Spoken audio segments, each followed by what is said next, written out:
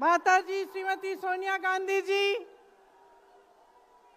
बड़े भाई श्री राहुल गांधी जी, मंच पर विराजमान सभी वरिष्ठ नेतागण, सभी कांग्रेस के महासचिव, इंचार्ज सचिव, पीसीसी के अध्यक्ष, माननीय मुख्यमंत्री जी, सबका इस सभा में आज बहुत बहुत स्वागत। और मेरे प्यारे कार्यकर्ता भाइयों और बहनों, दिल्ली की हवा में आप सबका स्वागत। खास तौर से मेरे यूपी के जो भाई बहन हैं, आपने बहुत मेहनत की है, आपको बहुत बहुत स्वागत। कोहरे में आप आज सुबह सुबह ठंड में निकले, मैंने आपके वीडियो देखे, आपकी फोटो देखी, इसके लिए बहुत बहुत धन्यवाद। जरा एक बार जोर से, इतनी जोर से नारा लगाइए कि यहां से गूंजता हुआ प्रधानमंत्री निवास तक जाए, वोट चोर, वोट चोर, वोट चोर। ये वोट क्या है, इसकी कीमत क्या है हमारे जीवन में, इसको समझना बहुत जरूरी है।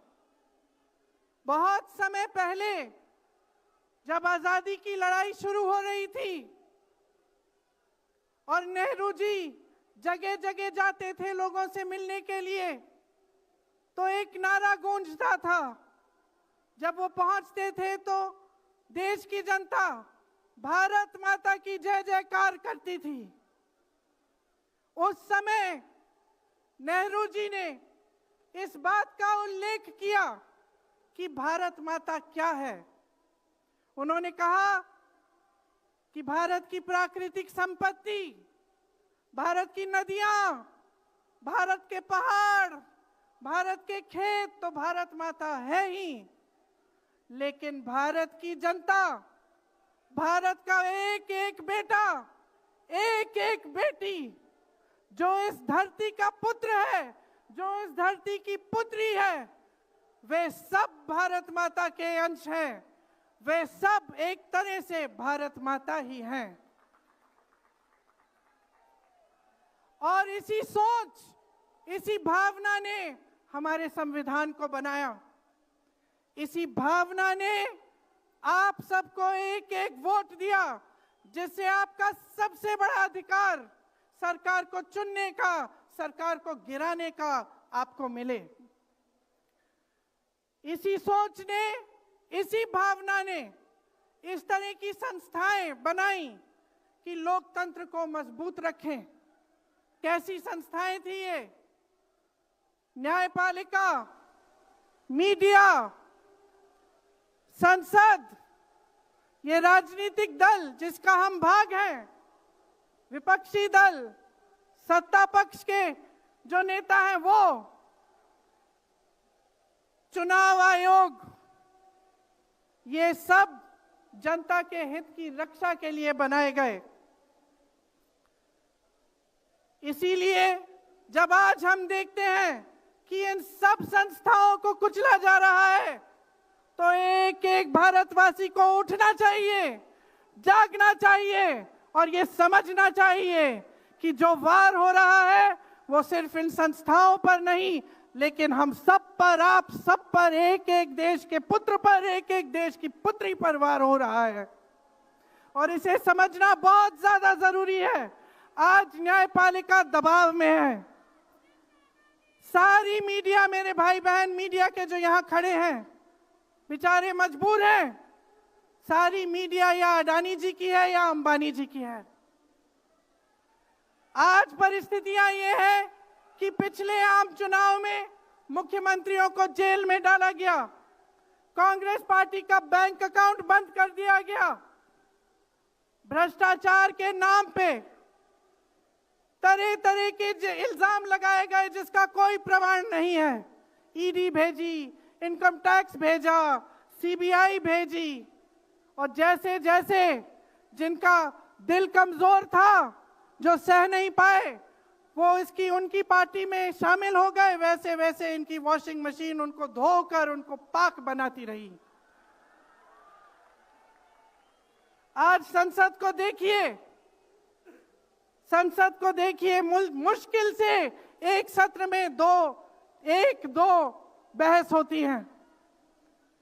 और जब हमने कहा, राहुल जी ने मुद्दा उठाया, खड़गे जी ने मुद्दा उठाया कि हमें बहस करनी है चुनाव पे, एसआईआर पे, जिस तरह से वोट चोरी हो रही है उस पे, तो घबरा गए, मानी नहीं बात। अंत में जाकर कैसे माने कि हम वंदे मातरम पर भी चर्चा करेंगे। तो हम संसद में ये बहस करते रहे कि राष्ट्रगीत किसका है, राष्ट्रगीत कैसे बना, राष्ट्रगीत क्यों बना, और जो बड़ी बड़ी समस्याएं हैं जिससे आप जूझ रहे हो, बेरोजगारी, महंगाई, पेपर लीक, उसके बारे में चर्चा करने की हिम्मत नहीं है। हिम्मत क्यों नहीं है? क्योंकि अगर इनको एक असली चुनाव लड़ना पड़े, मैं चुनौती देती हूं, एक सही चुनाव लड़ लें, बैलेट पे लड़ लें, तो ये खुद जानते हैं कि कभी नहीं जीत पाएंगे। आज आपको मायूस होने की जरूरत नहीं है कि बिहार का चुनाव हार गए, क्योंकि पूरा देश देख रहा है कि ये चोरी से जीतते हैं। राहुल जी ने प्रेस कॉन्फ्रेंस की, पहले हरियाणा की बात बताई, महाराष्ट्र की बात बताई, कर्नाटक की बात बताई, बिहार में एसआईआर करके 65 लाख वोट काट दिए गए। और अगर ये सारे प्रमाण आप अलग कर दें तो एक साफ और साधारण बात सामने आती है। आचार संहिता के समय 10-10 हजार रुपए आप पहुंचा रहे हो, कोई आपको रोक नहीं रहा है। चुनाव आयोग आंख बंद कर रहा है, आंख मूंद रहा है। तो अगर ये चुनाव चोरी नहीं है तो क्या है? इनके पास जवाब ही नहीं है। ये जानते हैं कि आज के दिन जनता इनसे नाराज है। देखिए, हिले हुए लगते हैं। संसद में मैं देखती हूं, आत्मविश्वास घट गया है, आंखों में आंख मिलाकर नहीं देख पाते, सामने से गुजरते हैं तो यूं आंख झुका देते हैं। आत्मविश्वास कम हो गया है, घट गया है, अपने आप में विश्वास घट गया है, क्योंकि जनता का विश्वास भाजपा से, इनकी सरकार से, प्रधानमंत्री मोदी जी से, अमित शाह जी से सबसे हट चुका है।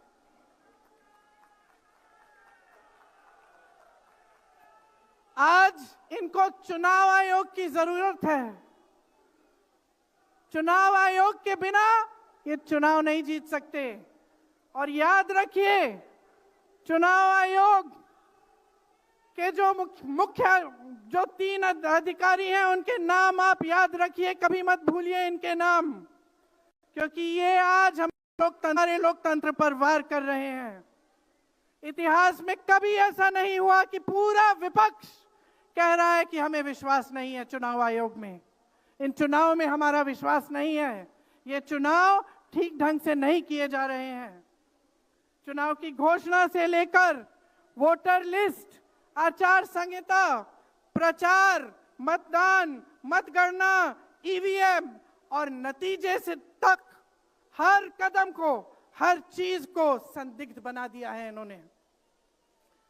इनके साथ साथ सारी संस्थाएं इनके सामने झुक गई हैं, सरकार के सामने झुक गई हैं, इनको झुकाया गया है। राहुल गांधी जी ने बिहार चुनाव में लंबी यात्रा की एसआईआर के खिलाफ। क्यों की? क्योंकि एसआईआर में ये वोट काटकर चुनाव का नतीजा अपने पक्ष में करना चाह रहे थे। अब यूपी में शुरू हो गया है, 3 करोड़ नाम काटे गए हैं यूपी में। कितना योग्य है ये चुनाव आयोग भाजपा के लिए? ज्ञानेश कुमार, सुखबीर सिंह सांधू और विवेक जोशी, मेरे साथ बोलिए, ज्ञानेश कुमार, सुखबीर सिंह सांधू, विवेक जोशी। ये देश इन 3 नामों को नहीं भूलेगा। ये चाहे कितने भी बड़े बड़े, ये कितने भी इंतजाम कर लें इन लोगों को बचाने के लिए। एक दिन इन्हें इस देश को जवाब देना पड़ेगा कि किस तरह से इन्होंने हमारे वोटों का अधिकार हमसे छीनने की कोशिश की, किस तरह से इन्होंने साजिश रची।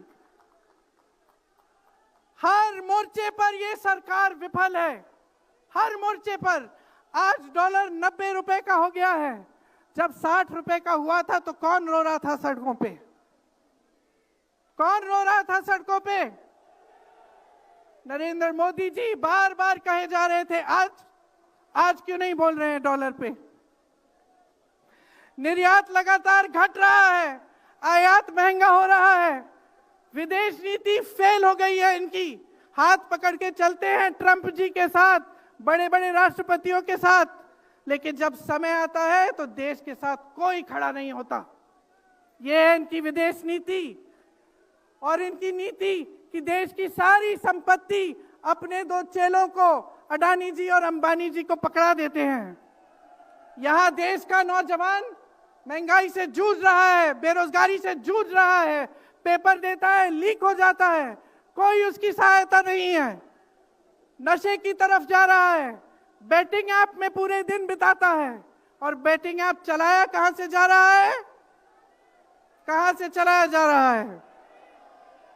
सूत्रों के मुताबिक प्रधानमंत्री के ऑफिस में ही एक शख्स ने बेटिंग ऐप के साथ में घोटाले किए हैं। इसकी चर्चा होती है क्या सदन में? क्यों नहीं होती? आपकी बेरोजगारी की चर्चा होती है, महंगाई की चर्चा होती है, मेरी बहनें यहां खड़ी हैं, आपकी सुरक्षा की चर्चा होती है। न सदन में होगी, ना बड़ी बड़ी रैलियों में करेंगे ये लोग, ना आपके पास आकर आपसे बात करेंगे, आपके हालचाल पूछेंगे, आपसे पूछेंगे कि किस संघर्ष से आप गुजर रहे हो, कैसे जी रहे हो। क्योंकि हिम्मत नहीं रही इनकी, हिम्मत नहीं रही। जो था, जो बना था, जो 75 सालों से सबने संघर्ष करके बनाया था, वो सब तमाम बिगाड़ रखा है। तो मैं यहां लंबी बात नहीं करना चाहती, आपसे सिर्फ ये कहना चाहती हूं कि आपका ध्यान भटकाने के लिए रोज रोज ये कोई नया मुद्दा निकालते हैं।